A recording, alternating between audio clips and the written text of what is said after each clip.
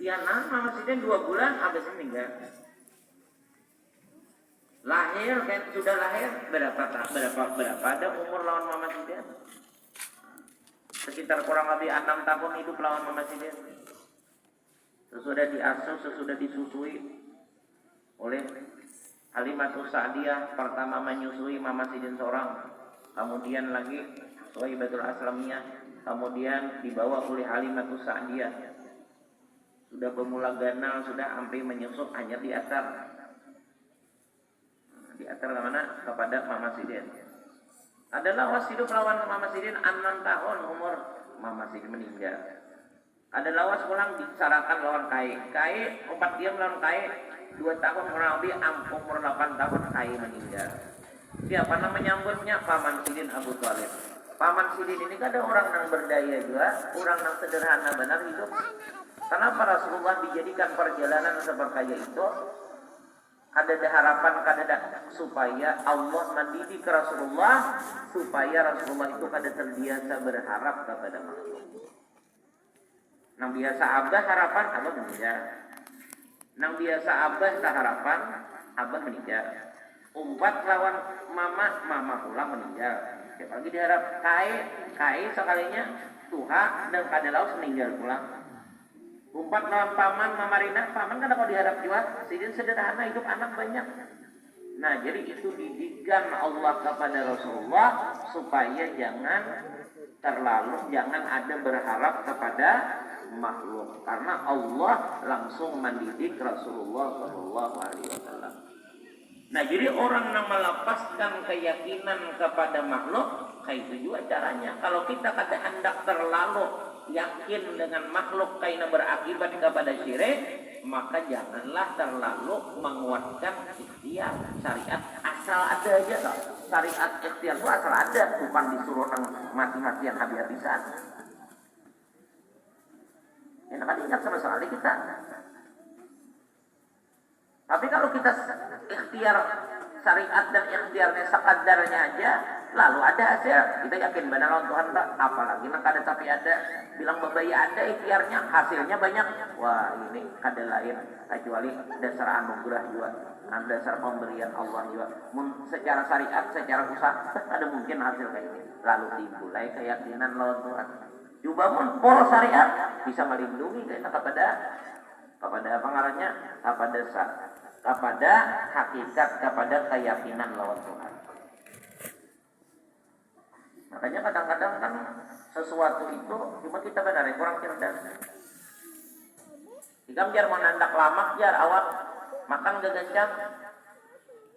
Banyaknya Tuhan mengulangkan makan gancang poros kena awaknya. Nasi, mulai pagi nasinya 2 bungkus nasi bungkus. Siang pulang 3 piring, 2 piring makan. Malam kayak itu dia kurangnya kurus benar. Coba bubuhan mana-mana karena awaknya makannya roti aja. Nah itu kenapa jadi Tuhan merubah-rubah keadaan itu supaya kita tatap pandangan, oh kada. Berarti makanan kada mana makan juga. Makanan kada mangganakan juga. Allah juga sekalinya nang mana tuakan terjadi. Itu sebagai iktibar pelajaran untuk jangan kita membimbing, jangan kita terhalang kepada Allah dengan sebab syariat-syariat. Ada orang yang berobat sampai ke Singapura, sampai ke mana ngarannya Inggris, Belanda, macam-macam bulikannya masih. Ada orang yang berobat di rumah aja. Ucuk jambu benar dimakannya. Nasak sehat kalinya. Diubah-ubah Tuhan. Kenapa jadi syariat itu kada dipastikan hasil itu ini supaya kita jangan terbimbing yakin dan berharapnya, yakin hasil dan berharapnya kepada itu syariat.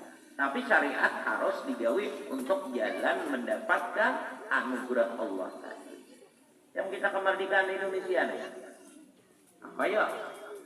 Paling berincong, bambu rincong, bahkan ada masuk akal. Nang dilawani buat penjajah itu bom, apalagi ngarannya senjata. Nah lalu ada bahasanya di dalam apa ngarannya dengan apa tentang proklamasi itu apa bacaannya? Dengan rahmat. Nah, kalau benar proklamasi ya Allah, itu orang nang apel semalam proklamasi kemerdekaan Republik Indonesia ya. Dengan rahmat. Nah, dahulu rahmat Allah Ta'ala. Kenapa? Karena kada mungkin kada anugerah rahmat Allah merdeka Indonesia ini. Nang dilawani senjata. Nang dilawani senjata nang canggih-canggih. Kita bubuhan kita paring berincong aja. Bambu rincong aja. Lalu yakin naik kepada Allah. Berarti orang nang bujur-bujur dapat petunjuk kayak itu.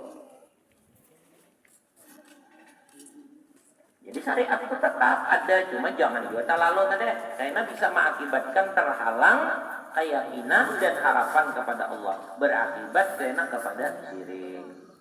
Jadi jangan kita mencari lagi kita berusaha sekadarnya. Apa nang ada harus nang dari sebelum subuh sampai kita. Nah itu keterlaluan, jangan kada boleh. Jangan berobat pulang, jangan. Obat garing, tapi jangan juga terlalu itu supaya ada harapan tetap kepada Allah.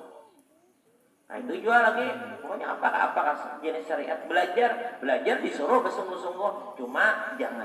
Maksudnya orang itu menyuruh jangan belajar aja, harus ada beramalnya, harus ada beribadahnya, harus ada wiridnya. Nah dengan wiritan, dengan amalan itu lebih jangan cepat untuk mendapatkan hasil belajar tadi, karena itu jalan untuk dekat kepada Allah dengan atau meminta kepada Allah nang menyapa memberi kepahaman dan ilmu tadi. Nah, jadi harus adalah hubungan lawan Tuhannya itu. Yang kayak orang kawin, enggak pasti orang berenakan ada. Cuma itu jalannya nang biasa bilanya hendak dapat anak kawin. Tapi banyak yang kada dapat kawin, kada dapat anak. Banyak aja juga. Ada yang kawin berapa tahun, itu sudah 5 tahun kawin hanya dapat anak aja. Jangannya kawin itu menghasilkan anak 2 hari dia berarti anak.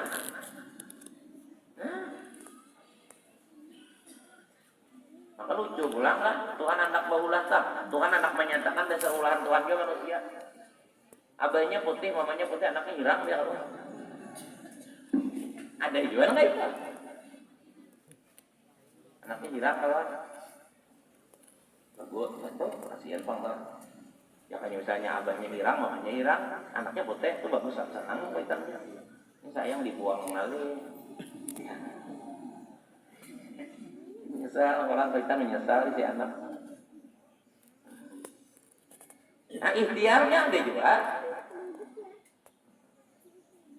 Kita melajari, asal dilajari, cuma ya memang bagus juga. Banyak belajar itu, cuma jangan juga terlalu nang anu badan, karena kita lepas daripada keyakinan.